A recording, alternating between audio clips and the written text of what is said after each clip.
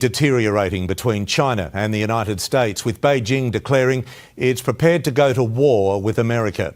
The alarming words reflect China's fury over Donald Trump's trade tariffs and coincides with a dramatic boost to its defense spending. China makes a bold announcement about going to war with the United States. Democrats have learned nothing and are facing the backlash for their actions at the president's first joint Congress address. And Charlie Kirk guests on Gavin Newsom's podcast, where he makes him admit a shocking truth. If you guys appreciate the daily news updates, please hit the like button and subscribe to the channel. I got a lot of crucial updates today, so let's not waste any time. Let's get back on China. So China just threatened war with America. Do you think Joe Biden would have been able to handle this crisis properly, or is Trump the best man to clean up this mess? Type Biden fail if you feel like Biden was just not going to be the man for the job, and type Trump strong if you think we already have the best president that's capable of handling the situation that we're facing here.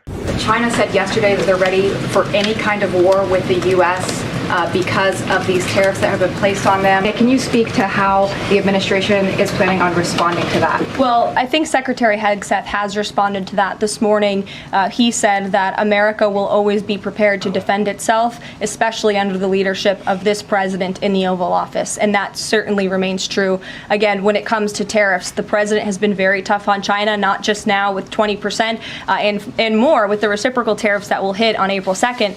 But look at what he did in his first term. There were billions of dollars worth of tariffs that he implemented on China.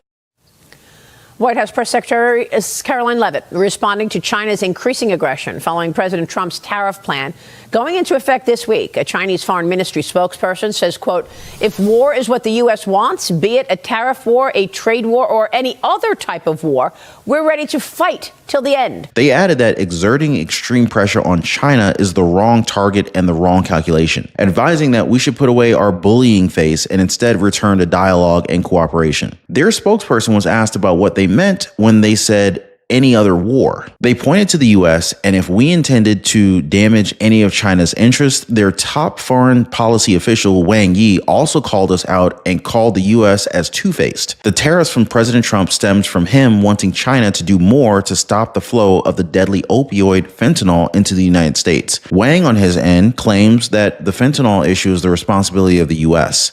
So here's what he had to say. In the spirit of humanitarianism, China has been provided various forms of assistance to the United States, and the U.S. should not repay goodwill with resentment or impose unjustified tariffs. This is not the behavior of a responsible major power. Author Gordon Chang was on Fox News to confirm that this was indeed a threat from China. Gordon, was that a threat? It certainly was a threat, and it showed the unhinged mentality of the Chinese regime right now. And by the way, it is not the response of a regime that is growing at around 5%. What it really says is that the Chinese economy is around zero. And so that's why they make threats like this. But, you know, I think it's really important for the Secretary of Defense to say, no, yeah, we're prepared.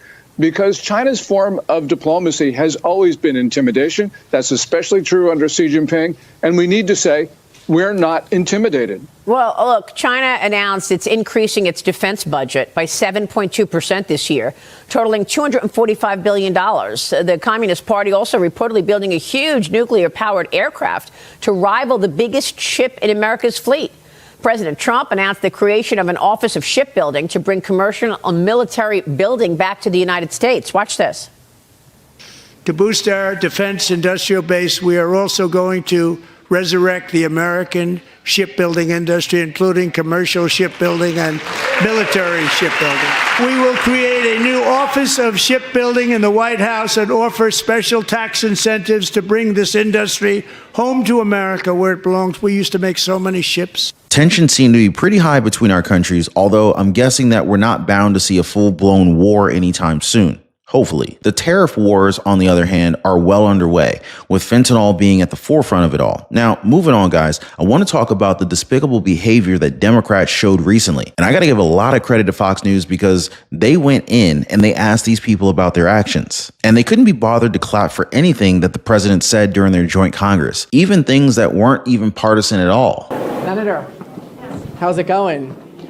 Johnny from Fox. What could Donald Trump do that'll make you clap? Thank you very much. What could Donald Trump do that'll make you clap? I did clap when he said that the United States had supported Ukraine and given them lots of Well, why not for Laken Riley's mom? How was that speech last night? Did you love it? Well, I watched it. I don't think that was the best look for our party last night. Very disappointing. So you didn't stand up for anything? The president got before the American people, didn't talk about how he could drive down grocery prices. Senator, why weren't you standing yesterday for anything? Very important hearing right now on anti-Semitism. But you didn't stand for anything at the speech last I don't know night. what you're talking about, where you got that information. Well, there was nothing the president had to say. Laken Riley's mom, you either didn't stand for her. Factual or truthful or anything like that. We applauded. You don't think it's worthy to stand up for her like everyone else? We should applaud. I need you to move. Congressman, why didn't you stand for the speech? Have a good day. I need to go to a meeting. 80% of the American people, according to CBS, loved the speech. Again, I don't think with the United States. Are the Democrats out of touch? The United States of America. Forgive me for going here. Forgive me for being out of breath. I don't know what speech they were watching. They were watching the president's speech, Senator. Really? It wasn't worth watching. Why was Al Green so disrespectful? You got to ask Al Green. So I just pulled up to Congressman Al Green's office, went inside, see if he wanted to talk, because he did a lot of talking at the joint address, but they shooed me away. They said, we're not talking to Johnny. You gotta love how animated they are when they're criticizing the Republican Party and criticizing President Trump, right? But the moment that you can call out their classless acts, they suddenly forget what they did. Either that or they try pushing journalists away to avoid tough questions. Now, if you ask me, Democrats, they're at a crossroads here. They're desperate for any sort of validation from the public, and they're not really getting it. One that would steer them in the right way for them to have an identity other than hating the president. Which is why I was a little bit surprised with California Governor Gavin Newsom. He actually had Charlie Kirk as a guest on his show. And even better than that, he seems to have admitted that the president was right about removing men from women's sports. Governor Newsom, a longtime champion of LGBTQ rights, called transgender athletes on girls' and women's sports teams unfair. He made those comments on the premiere episode of his new podcast, which launched today. And lawmakers and activists are now reacting. That's my humble opinion.